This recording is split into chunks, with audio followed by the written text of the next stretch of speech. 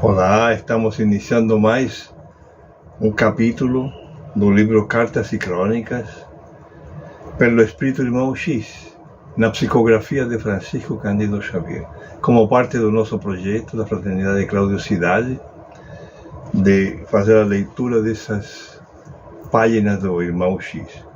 Estamos no capítulo 14. Esse livro foi enviado em 1966 e hoje nós vamos ouvir a história na voz da nossa contadora de histórias, Maria Cristina, que está aqui do meu ladinho. Sempre. Então, vamos lá continuar a nossa leitura e as nossas reflexões e oportunidades de aprendizado e de compartilhamento, como disse a história anterior. Isso mesmo. Não vamos esquecer de compartilhar aquilo que a gente vai aprendendo e vai lendo. Principalmente história. História é bom demais compartilhar. O capítulo 14, Comunicações. A história parece brejeira, mas o fato é autêntico. Rafael Provenzano escutava os grandes comentaristas do Evangelho entre despeitado e infeliz, atormentado de inveja. Queria também falar às massas, comover a multidão.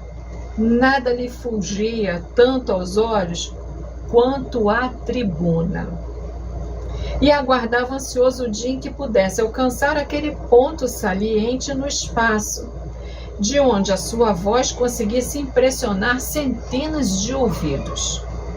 Embora fixado a semelhante ambição, era empregado de singela sapataria, e a sua especialidade era bater pinos em sola. Basta às vezes surpreendia-se no trabalho, mentalizando o público enorme, e ele a falar, sob aplausos quentes. Talvez por isso fosse ranzinza, conflito permanente entre a vocação e a profissão. A família e os companheiros pagavam a diferença. A esposa e os 4 filhos em casa sofriam-lhe a teimosia e o desespero. Irritadíssimo por dar cá aquela palha, classificava-se a conta de tirano doméstico. Apurava com esmero o hábito de chacoalhar e ferir. A atenção não se limitava ao círculo mais íntimo. A parentela toda aguentava espancamentos morais. Entre amigos era temido na condição de crítico impertinente.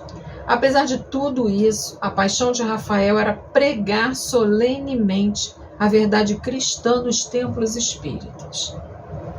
Certa noite, quando falava Martinho, o orientador espiritual da reunião mediúnica de que era participante, Rafael consultou o comunicante a respeito de seus velhos propósitos. Sim, meu filho, comentou o benfeitor, através do médium. Você poderá ensinar mais tarde das tribunas. Agora, porém, é cedo. Convém estudar, preparar-se, aprender a servir. E prosseguiu explicando que a banca de solador era também lugar santo. Podia demonstrar fé e abnegação pelo exemplo, edificar, inspirar, auxiliar. Provenzano ouviu paciente, mas saiu desapontado. Decorridas algumas semanas, o grupo se aprestava à reunião em sala adequada. Conversa amena. 1 hora faltando para o início das orações. Rafael chega alegre. Participa que deseja expor ao estimado Martinho o estudo de um belo sonho e contou aos circunstantes que na noite anterior se vira espiritualmente fora do corpo físico. Sentira-se volitando, leve qual pluma ao vento, e contemplara nos céus um cartaz com 6 letras: A, D, P, S, B, P, em projeção radiante. Tomara nota de tudo ao despertar. Dona Emília, que supunha nos sonhos um constante veículo para grandes ensinamentos, inquiriu dele quanto à conclusão a que chegara. Pois a senhora não compreende? E Rafael planou para o auditório interessado. Segundo a minha intuição, as letras querem dizer: agora deves pregar sem bater pinos. E acentuou que, apesar de algum sacrifício para a família, se dispunha a tentar outro emprego. Precisava de tempo livre. Se isso redundasse em privações e provações, afirmava-se pronto para o que desse e viesse. Por fim, declarou-se cansado de bater couro de boi para calçados. Aspirava a posição diferente.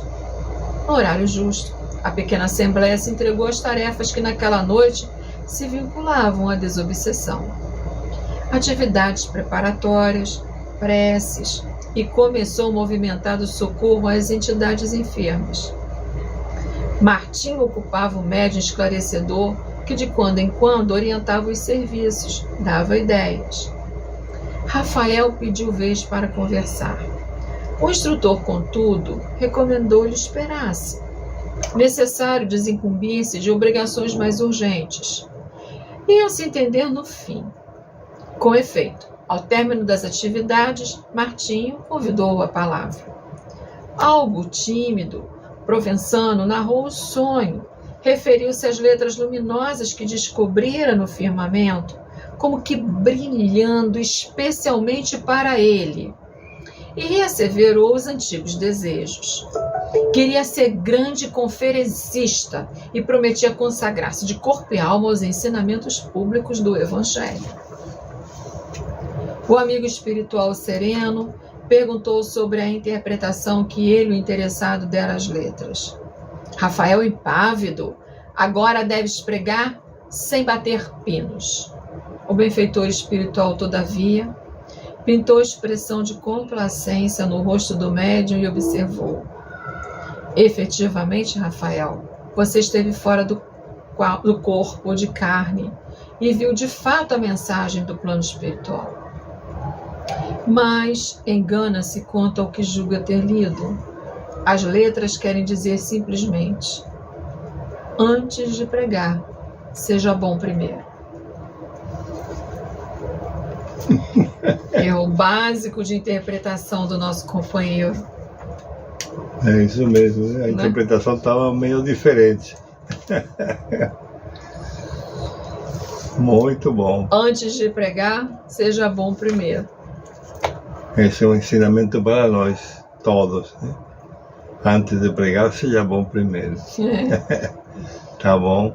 Muito obrigado. Então, nos veremos na próxima. Até a próxima semana. Até a próxima.